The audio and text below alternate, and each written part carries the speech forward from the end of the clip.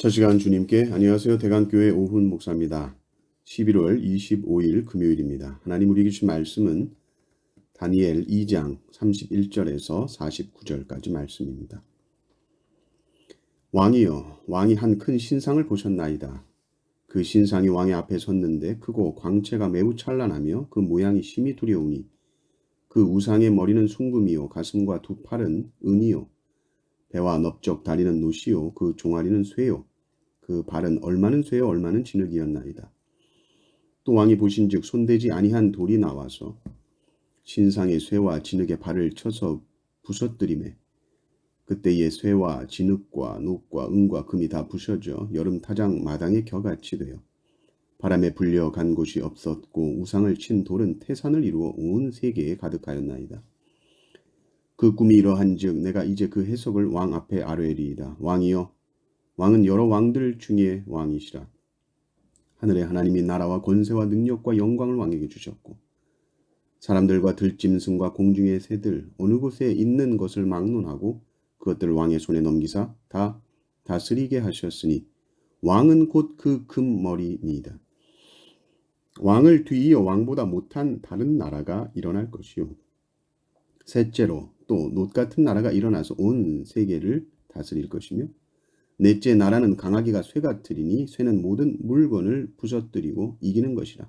쇠가 모든 것을 부수는 것 같이 그 나라가 문 나라를 부서뜨리고 찌을 것이며 왕에게 그 발과 발가락이 얼마는 토기장의 진흙이요 얼마는 쇠인 것을 보셨은즉 그 나라가 나누일 것이며 왕께서 쇠와 진흙이 섞인 것을 보셨으니 그 나라가 쇠 같은 든든함이 있을 것이나 그 발가락이 얼마는 쇠요 얼마는 진흙인즉 그 나라가 얼마는 든든하고 얼마는 부서질만 할 것이며 왕께서 쇠와 진흙이 섞인 것을 보셨은즉 그들이 다른 민족과 서로 섞일 것이나 그들이 피차에 합하지 아니함이 쇠와 진흙이 합하지 아니함과 안음과 같으니이다.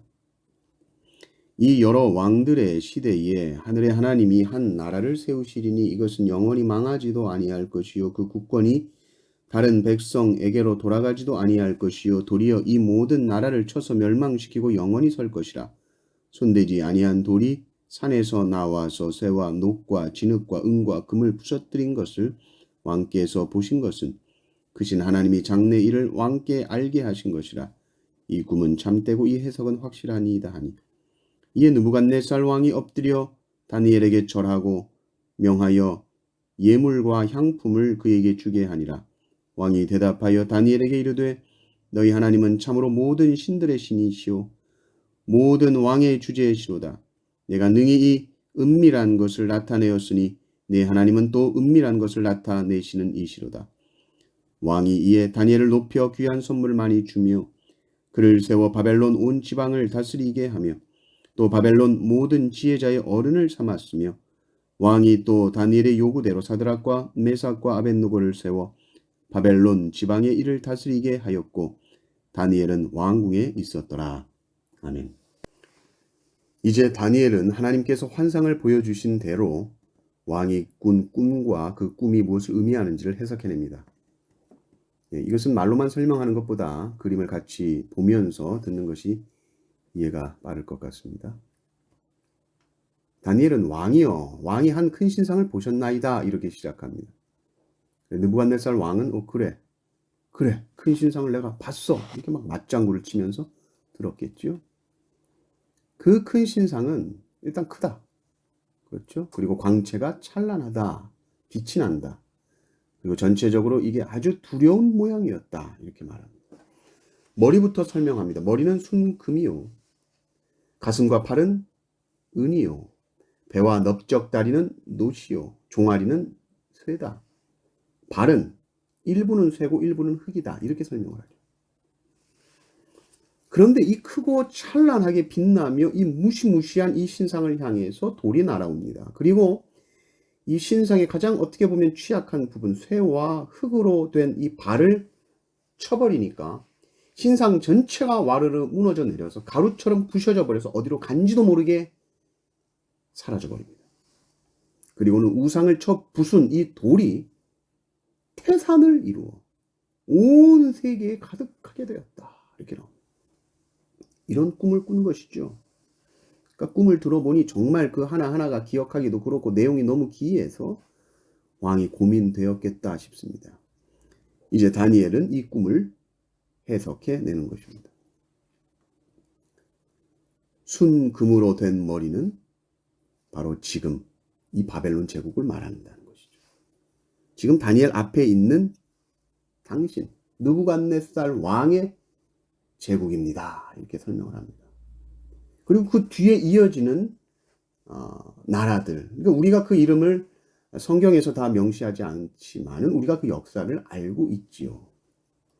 그리고 그 순금으로 된 그 바벨론 제국, 그 뒤로는 이 재료들이 점점 은, 놋, 쇠 점점 안 좋아지죠. 마찬가지로 바벨론 제국 뒤에 일어나는 나라들은 바벨론보다는 보다 못한 나라들이 일어난다라는 의미입니다. 역사적으로 보면 이 바벨론, 그리고 그 다음은 메데파사, 페르시아죠. 그것이 은이다. 그리고 그 다음 놋, 역사적으로 보면 헬라다. 철로 된 것은 역사적으로 그 다음이 로마다. 그래서 바벨론, 페르시아, 헬라, 로마 이렇게까지 이어지고요. 그리고 발은 이 진흙과 철로 된 이 나라, 이 나라는 뭐 분명하게 말하기는 좀 어렵습니다. 아마도 로마 제국 이후에 나타나는 어떤 연합된 국가 형태가 아닌가. 뭐 셀류키드 왕과 뭐 톨레미 왕과 뭐 이런 얘기를 하기도 하는데요. 또 역사적으로 이루어졌던 나라로 볼 수도 있지만은 이제 주님이 오셔서 역사가 끝나는 시간까지의 어느 지점이라고도 할 수가 있겠지요. 중요한 것은 이 모든 제국이 돌에 의해서 다 무너져 버렸다. 근데 그 돌은 사람이 손대지 아니한 돌이다. 사람이 금을 가지고 은을 가지고 놋을 가지고 쇠를 가지고 진흙으로 사람이 만든 그 우상과 같지 아니한 사람이 손대지 않은 돌. 예전 개역 한글판에는 뜨인 돌이라고 표현했었습니다. 이 돌이 모든 제국을 다 무너뜨리고 한 나라가 세워지는데 그 나라는 태산을 이루게 되고 온 세계에 가득하게 되는 나라다. 영원히 망하지 않는 나라다. 영원히 쇠하지 않는 나라가 세워졌다. 이 꿈을 꾼 것이죠. 우리는 이 돌이 무엇인지 알고 있습니다. 바로 예수 그리스도. 이 세상 나라를 멸하시고 영원히 멸하지 아니하는 하나님의 나라를 세운 예수 그리스도를 이 돌이 의미하는 것입니다.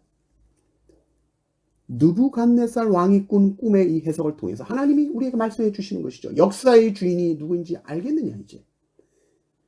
하나님이 역사의 주인이심을 선포하는 꿈입니다. 인간의 나라는 결국 망한다는 꿈입니다. 인간의 힘과 인간의 능력으로 상징되는 이 무시무시하고 화려하고 거대한 보이고 강력한 나라, 그러나 하나님에 의해서 다 멸해지는 것이다. 그러나 하나님의 나라는 영원하다.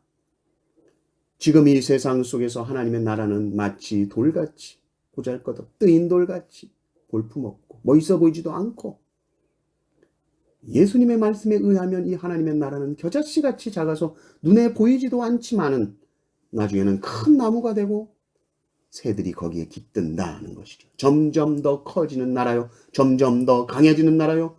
영원한 나라다. 우리는 이 세상에 속하여 살지만은 하나님의 나라 백성입니다. 성도는 이 세상이 돌아가는 이 세속적인 원리에 의해서 살아가지 않습니다. 우리는 먼저 하나님의 나라를 구합니다. 우리는 먼저 하나님의 의를 구하며 살아갑니다. 왜냐하면 하나님의 나라만이 영원한 나라이기 때문입니다. 멸망해 버릴 나라에 투자하지 마십시오. 망할 나라의 은행, 그 나라가 망하면 그 은행 하나 쓸데없습니다. 영원한 나라에 쌓으십시오. 하나님의 나라를 위해 사십시오. 세상의 화려함이나 거대함이나 능력이나 힘에 속지 말고 눈에 보이지 않지만 영원한 나라, 하나님의 나라를 바라보며 하나님의 영광을 위해 사는 성도님들 되시기를 주님의 이름으로 축원합니다. 아멘.